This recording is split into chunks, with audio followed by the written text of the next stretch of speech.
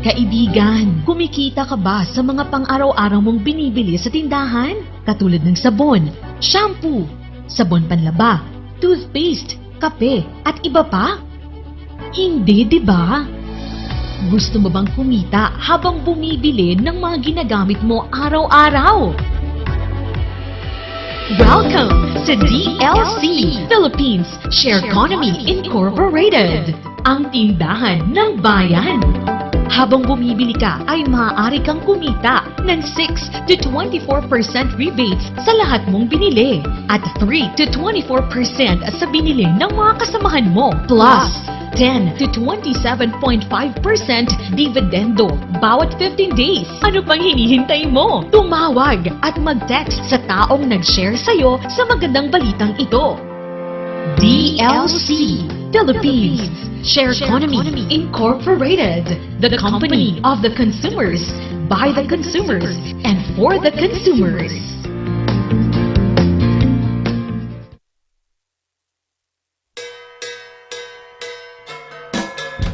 May kayon padasen, itinaimas, Ken, Sweet Strawberry Products, Ijay, Mel, Pasalubong Center, Adaiti, Special Strawberry Preserve, Special Strawberry Jam, Fresh Strawberries, Fresh Strawberry Salad, Kenadapay, iti Pure Red Wines, Bugnay and Cherry, made in Bauco, Mountain Province, Mel, Pasalubong Center, Sangwanan, welcome to Strawberry Farm, KM6, Latrinidad, Benguet, Ijay lang last gate of Benguet State University, Mabalintay nga agpa-deliver. Ag-text when tumawag lang 0938-627-9392. Ken 0956-419-7704. Mel, Pasalubong Center. Hey, madalas ka bang pagod dahil sa trabaho? Baka naman wala ka ng oras para sa labing-labing kay Mrs. Bakit di mo subukan ang Toro Capsule? Ito ay natural. May pinagsamang bitamina, mineral at herbal. Aprobado ng FDA. Hindi masakit sa ulo. Walang pamumula ng mata. At ang Toro Capsule ay pampatagal at pampalakas. Toro Capsule, tagal at takas na di umatras.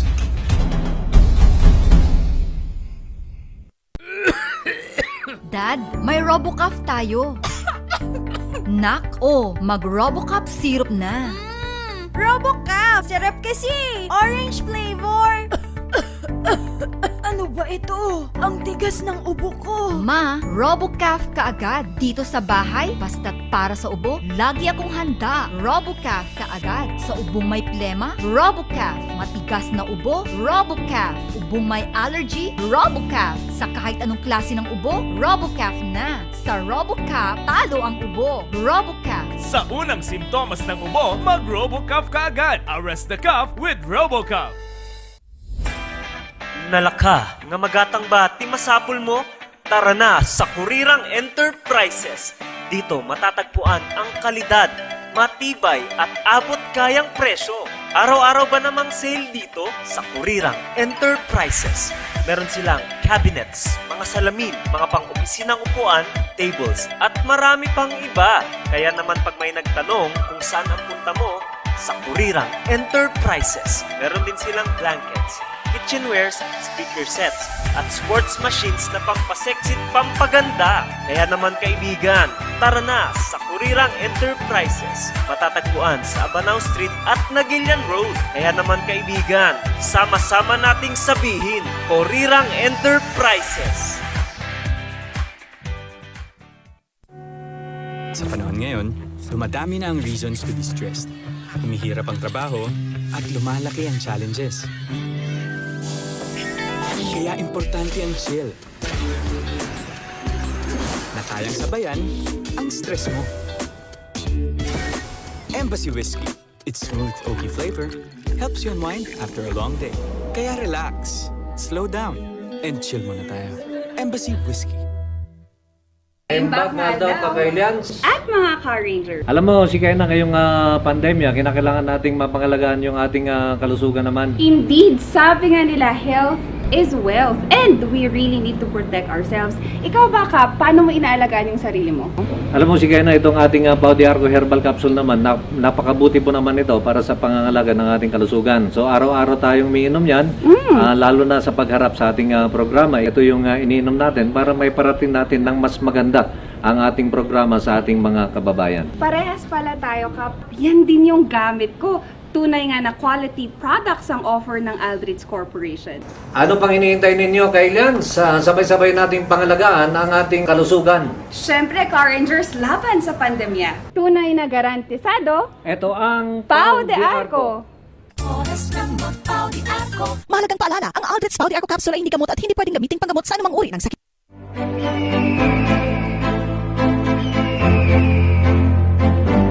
Ang ating oras alas 10 na. Good morning na imbag agsaba. Gawi-gawi sa wakgat. Agyo-agyod. Maptang dyan agsaba. Son si Katidyo namin. At ito pumuli ang inyong ka-RNG. Ang inyong ka-98.7 sa radio. Peter Umaw-Awang Wasing. At ngayong araw po naman ng Friday, ang ating PAA Baguio sa Usapang Legal. Ang aking kapartner na tarakin na siglat. Joseph Zambrano, Mr. PAA. Good morning. Maptang dyan agsapam. Kap Peter Wasing, partner. Kan amin nga agdangdangag kan nagbuybuya dito'y usapang PIA with Cap Peter Wasing. It's 57 days before Christmas, partner. Pingarod. Nagiyakap doon, no? Tuloy ang Pasko. Tuloy ang Pasko. Oo. And pag pinag-uusapan ng Christmas, dapat may konti kang naipon para may i-spend ka. Meron naman sa SS. Yung mga bonus, ganyan. Pero pag bumili ka naman, kailangan money's worth. Oo naman. Oo, pag bumili ka ng jacket o relo, pag bumili ka ng online, siguraduhin mong sigurado na yung online dumating sa'yo. Okay. Hindi pag nag-order ka ng laptop, dumating sa'yo bato. Oo. Yan, Pero kanya, yun. happy na ako, partner, kung ano yung bigay mo sa akin. Pagmamahal, partner. Walang, hindi mo masukat yan, partner. Yeah. Yun. Yung ating pagkakaibiganan.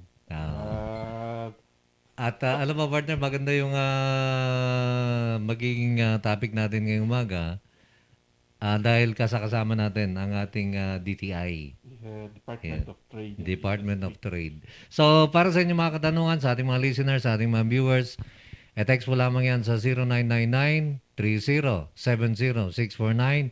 At sa ating mga viewers, pwede pong i-comment na lamang po sa ating comment section. Okay, partner? Partner, tama ka na.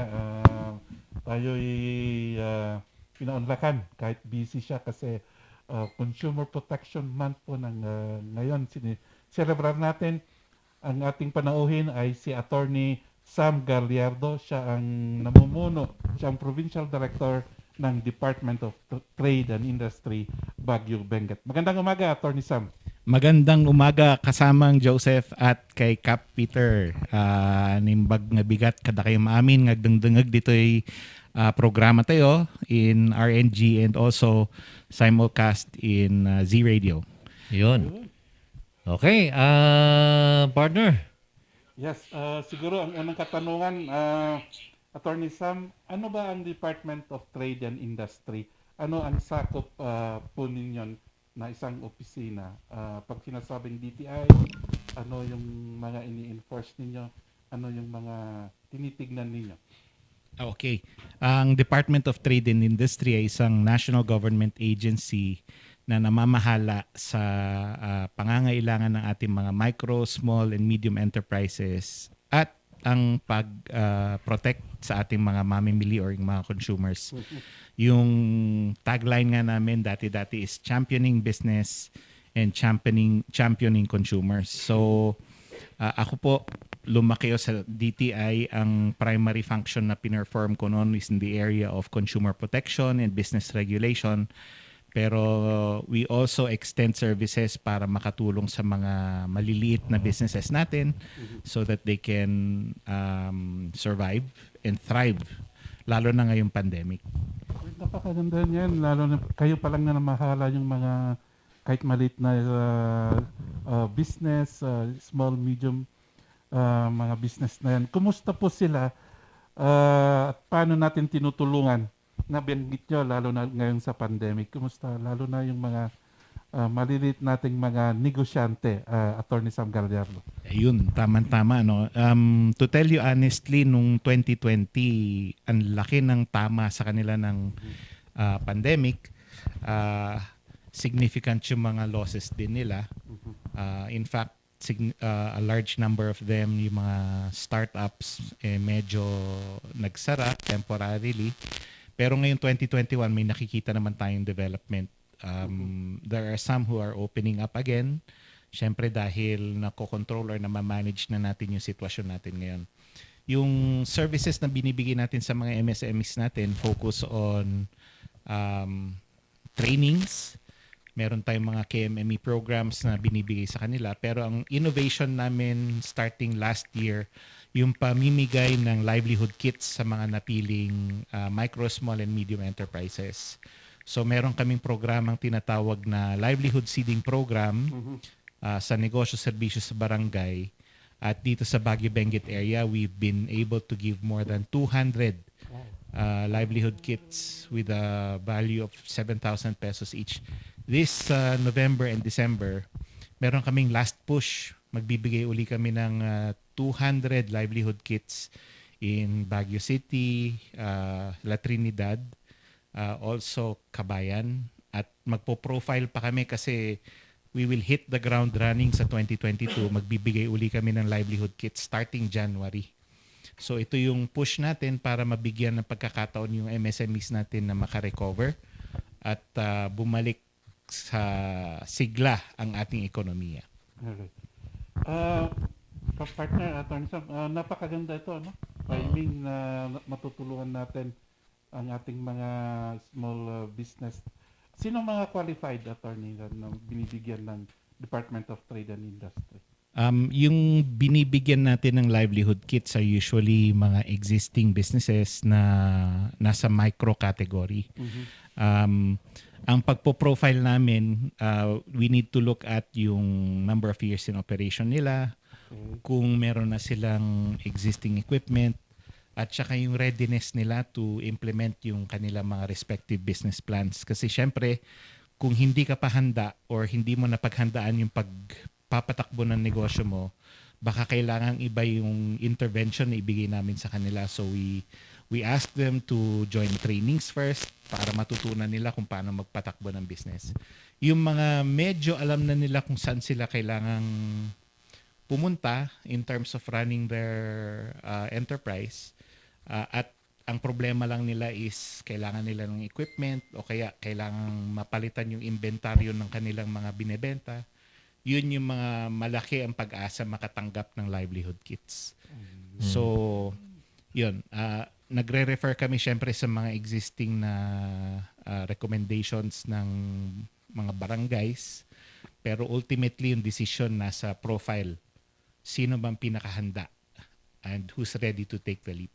Okay. Okay, partner, tanong ko lang kay attorney. Ano itong livelihood kit, attorney, na to? The livelihood kits are dependent on what the business is.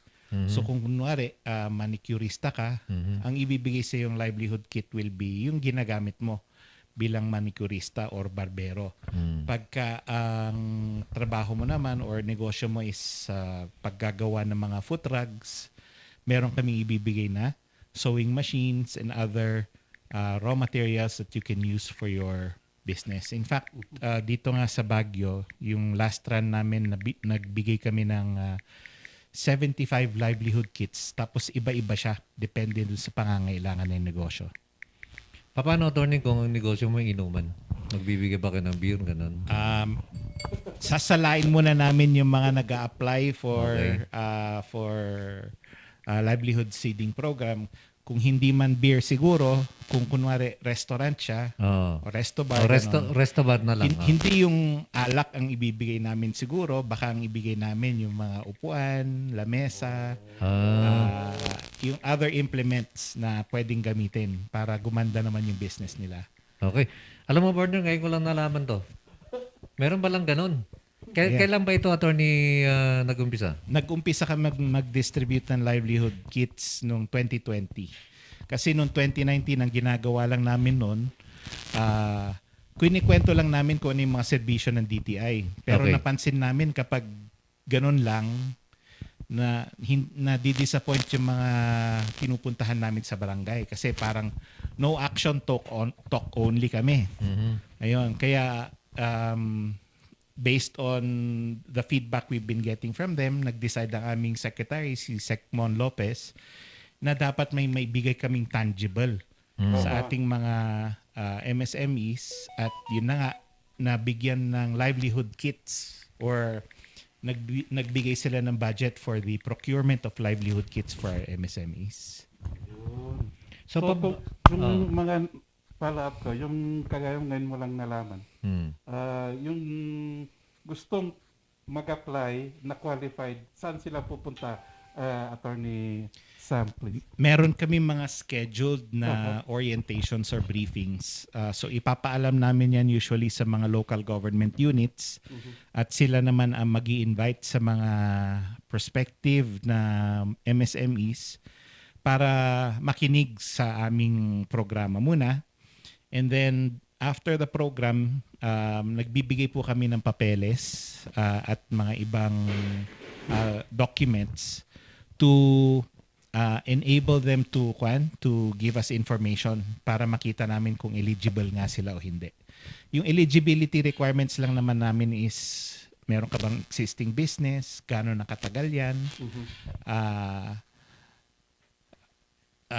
nakapag-attend ka na ba ng trainings ng DTI or nakatanggap ka na ba ng ayuda or assistance from other government agencies. Kasi syempre ayaw natin na pare-parehong tao nakakatanggap ng benepisyo, no? So we need to find out kung wala pa silang natanggap na equipment or assistance from other government agencies. So kinakailangan dito, attorney, kailangan makapag-attend ka ng mga seminar bago ka ma-qualify. Important yan. That is a primary consideration. Although hindi naman kinakailangan na paramihan, ano? Dapat may ipakita mo lang na nakasubok ka na or nakatanggap ka na ng training or seminar sa DTI. Yun. Alam ko na. So, pwede na pala. Pwede akong mag-apply. Attorney, kailan mag-seminar para mag-attend ako? Yeah, meron tayong calendar of activities siguro for the 2022 kasi na-profile na namin lahat ng bibigyan namin in 2021. Okay. Pero kung gusto niyo pong malaman kung meron kaming mga negosyo serbisyo sa barangay seminars, lapitan niyo lang po kami sa DTI. We'll probably come up with a calendar very soon. So after na nakapag-attend ka ng ganong seminar, pwede ka nang mag-apply? Ayan, eligible ka na. Eligible na. So, syempre, sa dinami-rami na nag-a-apply sa atin, kailangang salain muna natin. Gusto man naming bigyan lahat ng mga nag-a-apply, tinitignan namin yung pinaka-eligible sa kanila. So, hindi po ito random, ano? Talagang pinag-aaralan po natin yung profiles ng ating mga potential beneficiaries. Attorney, ito bang binibigay niyo na kit na to? Depende po ba sa laki ng business niya o pare-parehas lang? Hindi. Uniform yung amount, yung monetary value ng livelihood kit natin. Ano? So, last year or this year rather, na-set yung budget natin at 7,000 pesos. So, yun yung absolute limit ng pwede naming ibigay. So kung umabot na 7,000 pesos yung requirements ng MSME, yun lang ang maibibigay ng DTI. Pwede bang cash to, attorney? O? Iniiwasan namin ng cash payments. Actually, sa ibang lugar, they considered giving gift certificates. Pero sa Cordillera region, nakikita namin very limited yung mga business establishments that can provide yung pangangailangan ng mga mamimili na mabibili by way of gift certificates. So, minabuti na lang namin na kami na lang ang bibili ng mga pangangailangan nila at yun ang ibibigay during the awarding. Yun pala, yung mga binibigyan namin ng livelihood kits, binabalikan din namin yan. So, minomonitor namin. Baka naman kasi kapag nagbigay kami ng inventaryo sa sari-sari store, kinain na lang ng pamilya at saka ng mga kakilala nung beneficiary. So ang bawi lang ng MSME sa amin pagka nabigyan sila ng livelihood kit is dapat maipakita nilang lumago o lumaki yung kanilang mga negosyo. Okay. So ito, attorney, nag-umpisa nung last year ba? Yes, last year. Nagbigay na kami ng livelihood kits. Pero yung negosyo, serbisyo sa barangay, yung advocacy component niya, back in 2018 pa yan. Okay. Maganda Partner. yun kasi partner, yung sector ninyo, no, isa sa mga naging natamaan ng pandemic, yung nga mga eh. restaurants. Kabubu- Wala eh. Kabubukas lang namin, partner, mag 1 week na. Oo. Lugi na kami sa sahod, wala namang pumapasok na customer.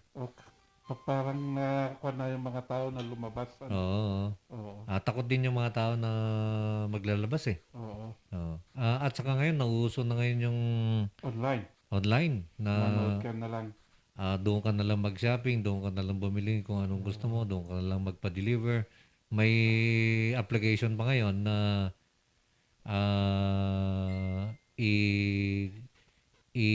itid mo kanyada. Well, Diyan ay kahit mo nga palingkin. Well. Tayo sudan tiyag palingki para kanyam. Right. Tilang bayadam, di dyan ay kwa. Di dyan ay delivery fee. Well. Of course, din no niya di may tower da dyan na ginatang wakat kwa. Bagi naman ta nakakabili nga di presyo da dyan. No, kas pangrigan ko matilapya. 200 pesos per kilo. Ngayon di nag-order ka kat natawaran ng 150. Bagi da di 50 ata tinakakabil mo ti dyan ay online price dagat 200. Yun. Maganda yun yung nabanggit mo nga online itatan. Perhaps it is the in thing kat shopping time tata. How is kasano tayo nga mamon-monitor as a dagiti consumer tayo kung maprotektahan attorney sa this online selling because that's the trend now na sineshare ngayon ni Capital Wasing. Apang kapaymat uray jay ko, jay bandam niya. Ag online ka, buyahan kalangan na TV, then I'll drink beer while watching yung nag-perform. Ti problema dyan eh, hang kami makaserve. Buyahan ka nga makaserve. Sa kagsumplita pa niya. So nga apang kayo, again, maybe ada naging benefits na maalayo in Oo. Agsumlitawan niya online selling. Online selling, attorney. May data topic yun sige, sublite piti online shopping. Dati online shopping kat we are pushing for it from both the MSME perspective and the consumer perspective. No apay kat kastoy dagitoy MSMEs tayo handa nga makalako traditionally tata because of the protocols that are in place that prevent movement from place to place niya. So a lot of our trainings focused on teaching our entrepreneurs to use social media platforms and other third-party platforms to sell their products. Syempre, kapag kami po yung nagtitrain, bagbagaan mi man lang suda nga masapol, surutan nyo lahat tatilintag panggap ti consumer protection. So we have the Consumer Act of the Philippines that guides our retailers as to what is allowed and what is not allowed. On the consumer side of online selling, we also promote this because it encourages economic activity. Uray nuhang ka makarwar. So, Jingarod, in the past 2 years, we have seen a skyrocketing of online transactions. Unfortunately, with the increase in online transactions, umad-adumat the complaints tayo arising out of these purchases made over the internet. One would be misrepresentation, di nakita da di screen kat sabali mo tinaipan kinyada, or pulos hanga may deliver dagdag di in order da. Okay, so unfortunately there is no definitive law that deals with online transactions only. Ang law na ginagamit natin to protect our consumers is still primarily the Consumer Act of the Philippines.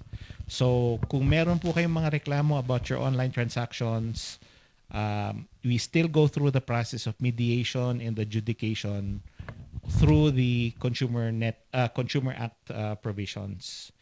Ang kinakailangan po natin dito, and this is one of our problems right now with online sellers, kailangan po kasi alam namin kung saan namin ipapadala yung mga notices namin, yung mga summons namin. So you need to provide a physical address for the respondents. Ayun. But in any case, nandirito pa rin po ang DTI to provide protection to our online shoppers. Ako nga pala, no, partner, no? Doon nga pala sa online, walang DTI, walang business permit. So, basta nag-online selling na lang. Yes, oo. Ngayon, kapag ka nagkaroon ng problema, hindi mo naman na pwedeng habulin dahil hindi naman siya rehistrado. Yeah. Malaking kwan nga pala yun. Ngayon ko lang na-realize din yun. That's why we encourage yung mga MSMEs namin na tinetrain namin. Rehistrado dapat kayo legitimately. And that information should be made available dun sa platform na gagamitin nila. Marami tayong third-party platforms like, pwede ko bang banggitin? Yes, sir. Andiyan ang Shopee, Lazada, Shopify, Alibaba kung minsan.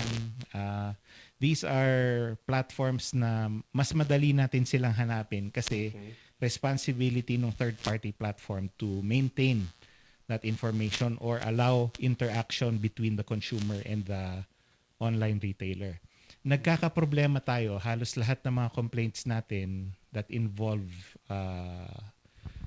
missing packages or hindi na ipapadala, yung mga sa social media lang. Kasi yun yung mahirap i-regulate eh. Wala kaming database that contains the names of all the people selling on Facebook.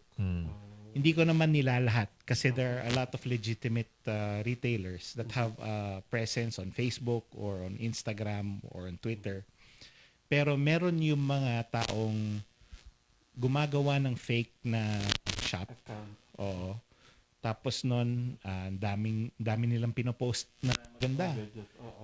Mamahalin pa.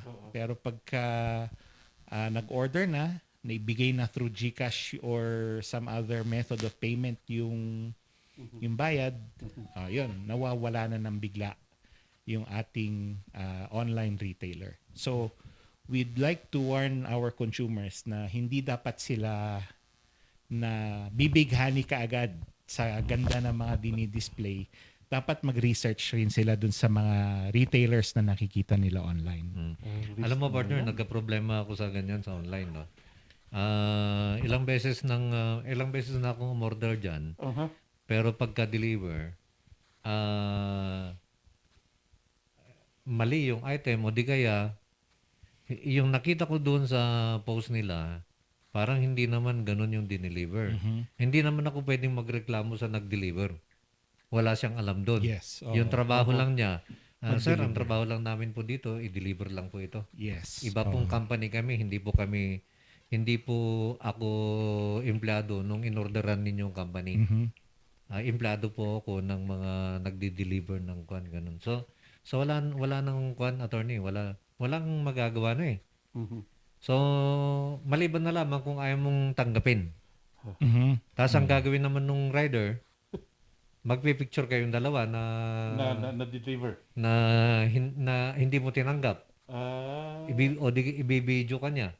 Para naman yung nag-deliver, meron naman siyang ipapakita doon sa hindi tinanggap sir eh. Ma'am, at least hindi siya mapapagalitan naman nung kanyang employer.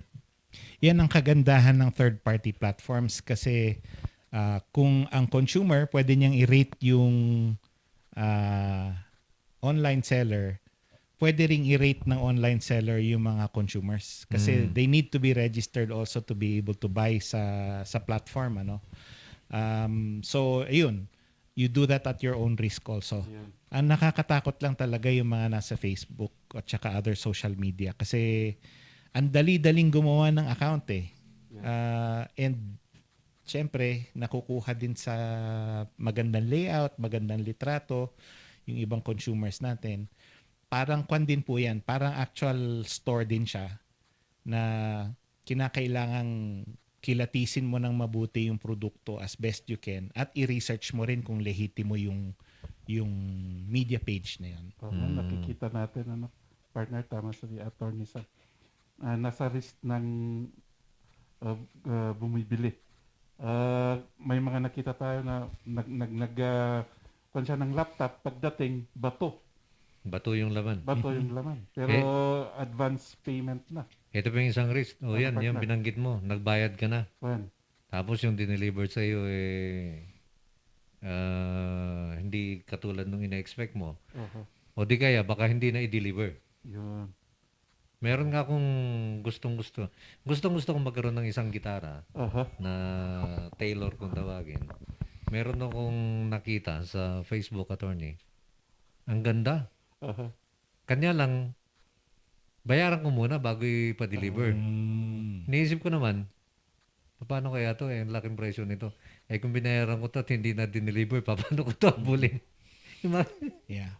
Kanya, nung nagkapihan kami, may shinare si Attorney Sam. Attorney Sam, ano na yung parang mantra ng mga online shoppers para sila tayo na ay matuto. Yung sinabi ko yata sa kapihan, no, something like, if you fool me once, shame on you. If you fool me twice, shame on me. Ayan. Kasi dapat matuto ka na from your prior experiences. Kapag nagpaloko ka uli, tapos halos pareho rin yung circumstances ng pagbili mo, hindi na yung nanloloko sa'yo may problema. Ikaw na mismo kasi hindi ka na natuto eh.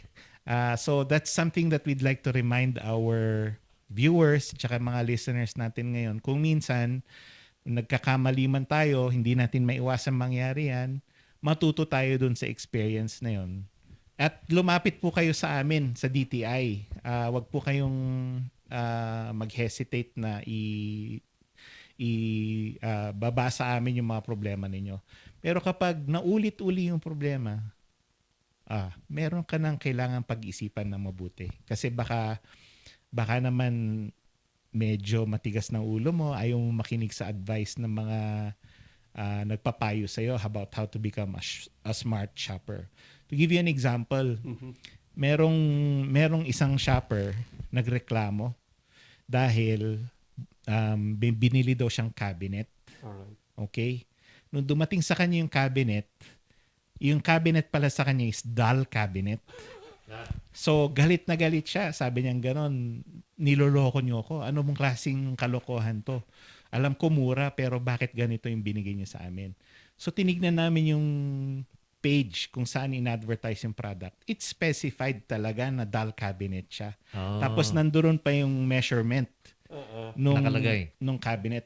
So, kung minsan, hindi talaga yung seller ang may problema, it's the buyer. So, we need to educate our buyers to be more discerning. Lalo na ang dami-dami nagbebenta online. And that's an advantage also. Dahil ang dami-dami nagbebenta online ng same products, bakit ka titigil na lang sa isa? Pwede ka namang sumilip sa ibang stores. And it's not going to be a problem. Doon ka mag-compare ng prices, doon ka mag-compare ng reliability ng seller. So those are some of the things that you need to look at if you're going to be an online buyer. Yun, okay. At binabati muna natin, partner, mga nanonood naman. Nandyan si Alicia Alvarez Cap. Dito kami Lower Magsaysay. Araw-araw nakikinig kami, okay? Nakikinig, nanonood.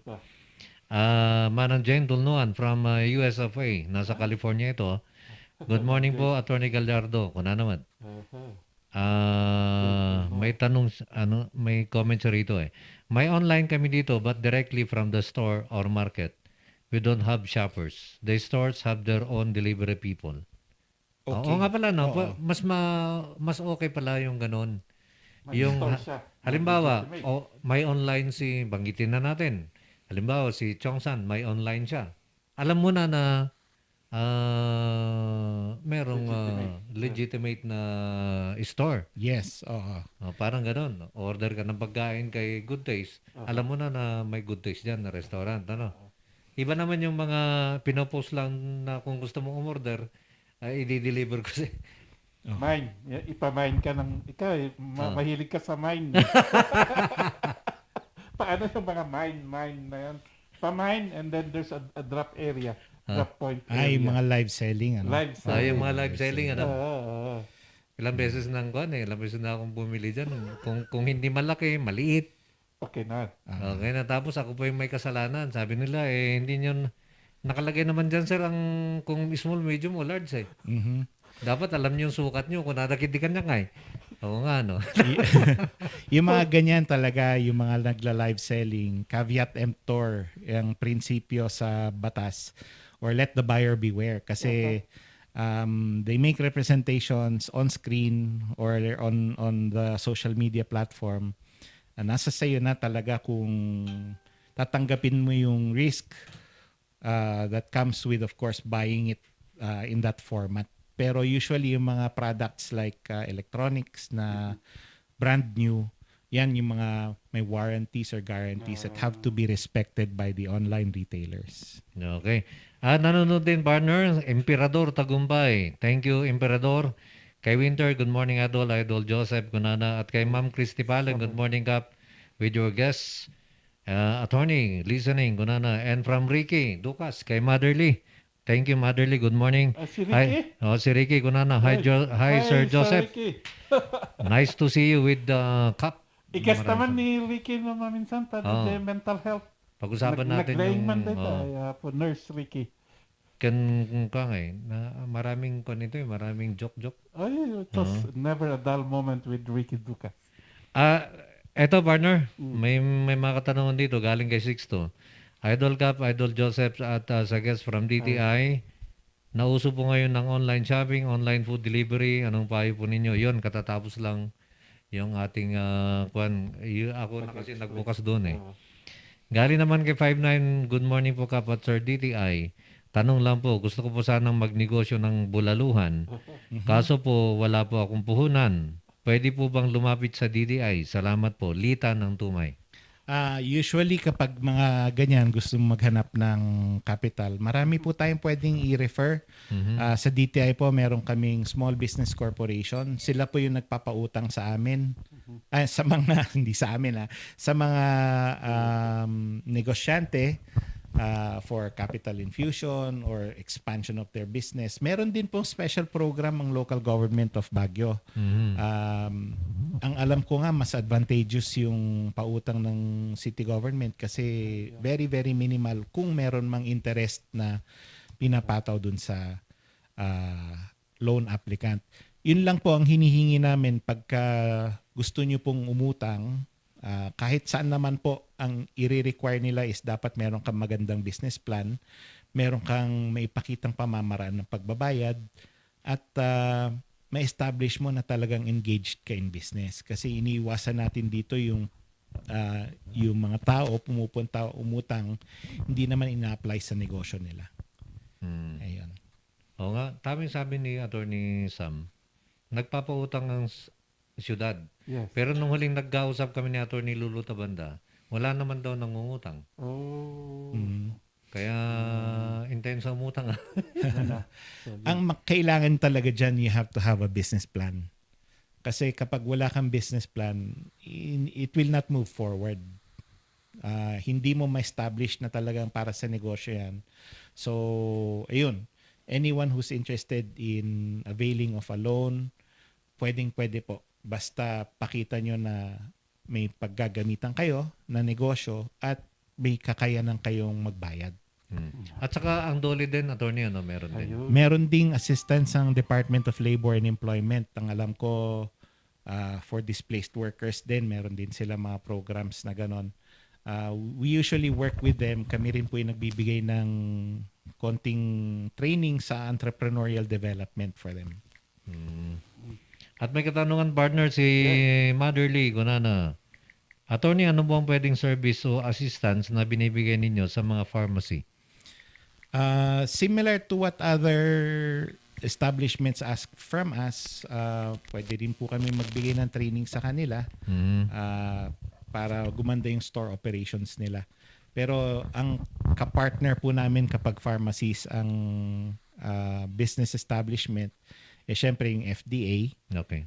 Kasi meron po silang expertise sa regulatory requirements ng mga pharmacies natin. Kami sa Antrap-Dev lang kami. Turuan namin sila on how to improve their operations, and kung eligible sila, we can refer them to the Small Business Corporation. Partner, basahin ko pa itong isa, no? Pag sa food delivery, pwede daw bang ibalik sa seller? Ano yung dahilan kung bakit ibabalik mo? Halimbawa, nag-order ka ng pork chop, ang dineliver sa iyo fried chicken. O pwede bang magreklamo, ibalik? Pwedeng ibalik yon kasi hindi naman yun yung ni-request mo. Okay. So, hindi pwedeng ipilit na ibigay sa iyo yung isang bagay na hindi mo in-order. Yung mga sa delivery attorney, pwede bang hingan sila ng mga receipts? Dapat lang ba silang magbigay ng mga resibo? Obligado sila na magbigay ng resibo kasi it's a requirement of our government. So if you are a legitimate business, lahat ng mga sales transactions mo should be duly receipted at mabigyan dapat ng resibo yung consumer. Kung bumili ka naman ng damit, halimbawa sa isang department store, attorney, at pag-uwi mo may defect, tapos nakalagay sa resibo no return no exchange, pwede ba yun? Okay. Una-una, bawal ang no return no exchange policy sa business establishment. Kinakailangan kapag may hidden defect ng isang produkto, may pagkakataon kang ibalik yan sa department store or sa pinagbilhan mo so that they can remedy the problem. Ang medyo kailangan natin tignan kapag baro yung binibili natin is na itago ba yung defect sa'yo? Or binili mo na nakita mo yung defect. Kahit na nakita mo yung defect, kinuha mo pa rin. Kasi kapag ganun, wala ka ng relief. Hindi mo na pwedeng sabihin na ibabalik ko to. So, yung limitation dun sa sa returns is kung hindi naman na itago sa'yo yung defect at binili mo pa rin yung produkto, hindi mo na pwedeng ibalik yon. Kung nagpalit ka ng isip, kung kunwari gusto mo ng red na shirt, tapos nun sinuot mo, naging mas itim yung itsura mo, so gusto mong gawing blue shirt. Okay. Hindi na pwede. Okay. Although there are some stores that allow for return policies, hindi po yun yung mandated. Kwan lang nila yon, parang social responsibility lang nila. Yung mga appliances, partner, siguro yung mga hidden defects. Yes. Yung TV, sabi mo colored. Nung sinaksak mo, black and white pala. Yeah, tama yan. Kaya ini-encourage din natin yung mga consumers kapag nasa physical store sila or brick and mortar store, take every opportunity to check the item. Kasi kapag binili mo yan at hindi mo in-inspect, kuminsan nakakaabala. Although may remedy ka naman, pwede mo naman ibalik. Very inconvenient. Yes. Yun yung iniiwasan natin para sa mga consumers natin. Yun, ang dami nakaka-relate daw, sabi ni Ricky, may katanungan dito, attorney, ewan ko lang kung sakop ng DTI ito. Paano yung mga iniwan ng jowa? Pwede bang ibalik sa... Hugot line yata ang kailangan niyan, hindi advice Yung mga iniiwan ng jowa parang nalugi sa business Ang laki ng investment pero walang return. Tama. Ang laki ng investment mo pero walang return.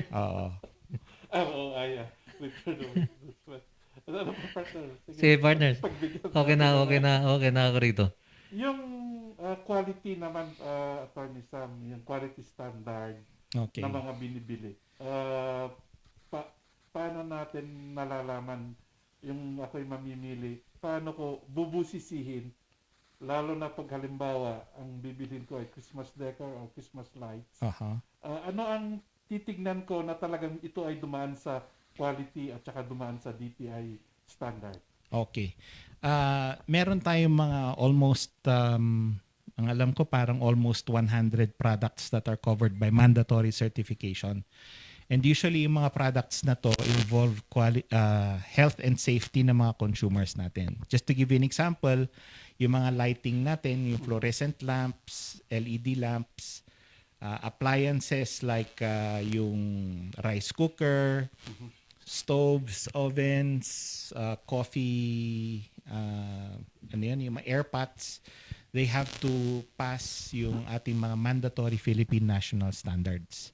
So itong mga produktong covered by mandatory certification, usually binibigyan sila ng lisensya to manufacture. And ang proof ng produkto na may makikita ng consumer usually is a PS mark for quality or an ICC sticker if it's an imported item.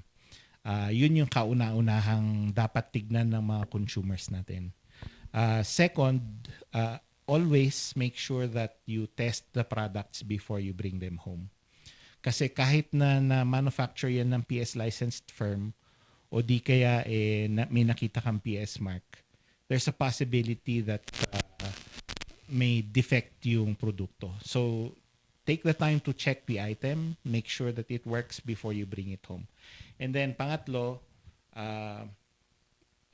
kahit na hindi makikilatis ng naked eye, always do a physical check of the object para kung meron ka makita mga defects o na hindi naman delikado pero nakakadismay ang makita na may defect, you can always have it replaced by the retailer. Ayan. Okay, partner, ito, negosyante yung mensahe naman dito. Galing kay Emperador, kunana, attorney, kunwari nabili niya, tapos after 3 days babalik, pero wala na yung box ng nabili. May katwiran ba yung nagbenta na hindi natanggapin yung binili? Ano yung dahilan kung bakit binabalik? Gustong palitan? May defect ba? Siguro ito, halimbawa may defect. Kung may defect po yung produkto, pwede pong ibalik niya yan kahit wala na yung packaging. Kahit wala na yung packaging, pwedeng ibalik. Kasi ang obligasyon mo naman hindi yung packaging, yung produktong binili mismo. Mhm. So ang relief po na available sa ating mga consumers is, unang-una, pwede nilang i-repair yung product. Kung pwede namang i-repair, ibabalik pa rin sa kanila yung nabili nila. Yun nga lang naayos. Pangalawa is to replace a defective part. Mhm. So for example, sabihin na lang natin sasakyan. Pagka nakita na yung problema yung baterya, papalitan lang yung baterya pero ibabalik pa rin sa iyo yung sasakyan. Tapos pangatlo, kung talagang despite replacing a defective part or trying to repair it, wala pa ring remedyo, that's the time that you can ask for a refund of the item. Yung cost na binayad mo for the item. Pero yung tanong kanina, dapat asikasuhin pa rin ng retailer yung problema na nilapit ng consumer sa kanya. Kasi subsidiarily liable sila. Siyempre, yung primarily liable dyan, yung manufacturer. Kung nabanggit natin, halimbawa yung sasakyan. Ngayon, attorney, kung ang binibili mo yung mga second hand, Okay. So, sinabi sa iyo nung may-ari na ito may diferensya sa clutch, may diferensya sa ganito, paayos mo na lang. Kaya ko ipinagbenta yan ng mura kasi sinasabi ko na yung mga diferensya nito na ikaw na mag-ayos. Okay ba yun, attorney? Wala na bang karapatang magreklamo yung kung sakaling meron pang nadagdag na problema? That's correct. Pero with respect to second-hand vehicles, alam ko lang, hindi namin jurisdiction yan sa DTI. Pero applying yung principles ng batas, pagka sinabi na sa iyo yung mga depekto ng produkto at binilin po pa rin despite that representation, absolved na sa liability yung nagbenta sa iyo. Okay? So hindi mo na pwedeng habulin na ganito yung expectation ko, hindi pala ganito. May kailangan pa palang ayusin na clutch. Kailangan pa palang palitan yung mga preno. Okay, so again, the principle of caveat emptor will apply for second-hand vehicles. Kasi wala nang express warranty from the manufacturer yung mga yan. Okay. Partner, ikaw muna. Ang ating oras, mga karadyo, mga ka-RNG, alas 10:54 na nag-produce di oras. Partner, nakitak gamin di jay helmet. Attorney Sam? Ay, yung helmet. I think DTI also, because quality standard, dati quality standard na dito ti motor halang nga basta-basta gumatang ka ti helmet. Okay. Iti motorsiklo. Okay. Nalaing nga Attorney Sam dito to explain na. Oh. Okay. So itong motorcycle helmet law natin, which was passed sometime in 2013 yata, no, requires that all riders wear helmets that pass the Philippine national standards. Ito full face helmet to, meron kang visor at meron kang face guard. Okay? Ang hinahanap po namin sa mga retailers nito is either an ICC sticker or a PS mark. Ito, meron siyang ICC sticker. Medyo matagal-tagal na, so papasa to. Pero back in the day, nung kapapasa lang po nung helmet law, marami pong nag-request na mag-attach kami ng mga stickers to prove or establish na pasado yung mga helmets nila. Yun hindi na po namin ginagawa ngayon. Kasi automatic na dapat coming from the manufacturer, distributor, or importer, meron na siyang markings. So yung iba, ICC sticker kung imported. Yung iba naman, parang painted on tapos na gloss coat na yung helmet with the markings. Ayun. Okay, habol ko lang to, partner. Galing kay 05 naman. Good morning, sirs. Bumili ako ng watermelon, Sanja. Sabi yung nagbenta, red na red ang kulay ng laman ng watermelon. Pero nung hinati ko ang melon, hindi naman siya pure red. Ayaw palitan ng nagbenta. Paano yun? Yan yung mga paghuhugutan natin ng lessons in life. Ano? Kasi usually kapag mga agricultural products, kailangan din ng consumer na maging vigilant dun sa rights niya. So, kapag yun yung representation ng retailer, pwede niyang ibalik, subukan niyang i-replace. Okay? Pero tignan natin yung reasonableness din ng expectation ng consumer. Kasi kapag agricultural products talagang you would expect hindi ganoon kadaling ipakita na tama siya o hindi. Okay, partner, meron lang ako isang katanungan. Pati ako, Ito naman ay problema ng ating kaibigan. Uh-huh. Yung kanyang DTI permit. Permit ba ang tawag doon? Business name registration, siguro. Business name registration. Hindi niya namalayan na yun ay nagpaso. Okay. 5 years yata yun, no? 5 years. Ngayon, on the 6th year, tsaka lang niya nakita na paso na pala yung kanyang certificate. Ngayon, nung nagpunta siya sa DTI, hindi na niya pwedeng gamitin yung dati niyang trade name. Bakit, attorney? Bakit ganun? Sistema yan ng DTI na kapag hindi na-renew ang business name registration, kapag nag-expire siya, ang gagawin is for the first 6 months of the, immediately after the expiration, pwede pa rin i-renew, pero may multa na or may surcharge na siya. Pagka lumampas siya ng 6 months, pinapurge na yan ng system. Kasi yung business name registration system natin is automated. Hindi yan manually verified. So, automatic pinapurge lahat ng mga prior registrations. Ang implication nun, pwede kang mag-apply for the trade name pero as a new application. Okay. Very few instances napapayagan na mag-renew yung mga nag-expire ang trade name nila, pero they have to have justifiable reasons for seeking an exemption for the renewal. So kung meron mang mga business name registrations dyan na nag-expire na at wala pang 6 months yung lumipas from the expiration, pwede pa ho nilang i-renew yan pero may multa. Ngayon, pag past 6 months, kinakailangan po either you apply for a trade name, for that trade name as a new registration, or humingi po kayo ng exemption. Pero under, with citing of course the justifiable reasons for the request. Okay, partner. Partner, yung isa lang, yung kay 2111, nag-open daw siya ng sardinas tapos mayroong what do you call that? Cockroach. Anong gagawin niya, attorney? Ilapit niya po yan sa ating City Health Department at ipa-lab test niya yung produkto to determine, number one, whether or not the impurity, okay, or the adulteration was inherent in the can, and so that they can also refer the matter to the retailer. So yung retailer dapat sila yung humarap dyan. Usually yung relief niyan ipapalitan yung produkto.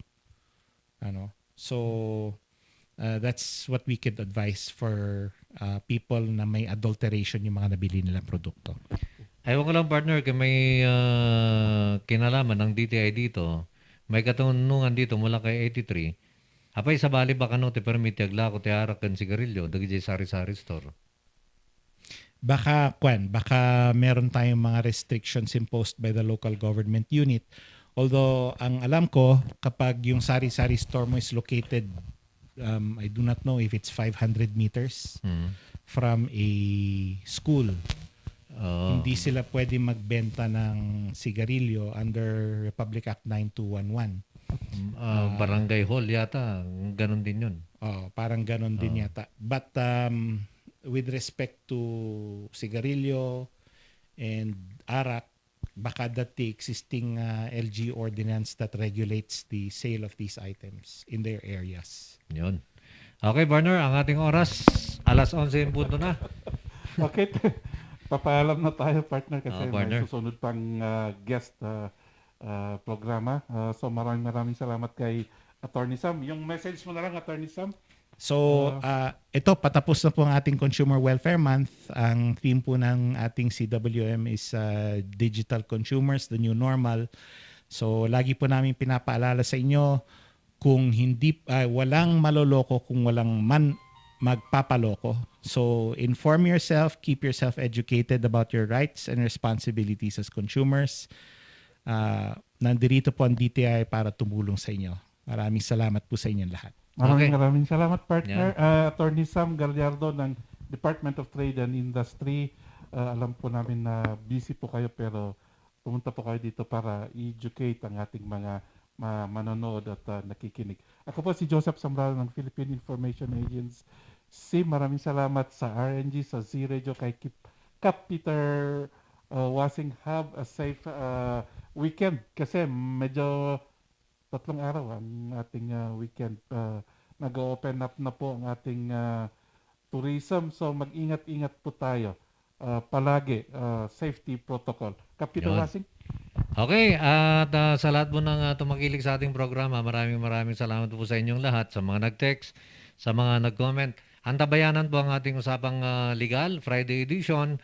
Kasama natin ang ating abogado, ang ating konsehalan ng Siyudad ng Baguio, Councilor Betty Lourdes Lulu Tabanda.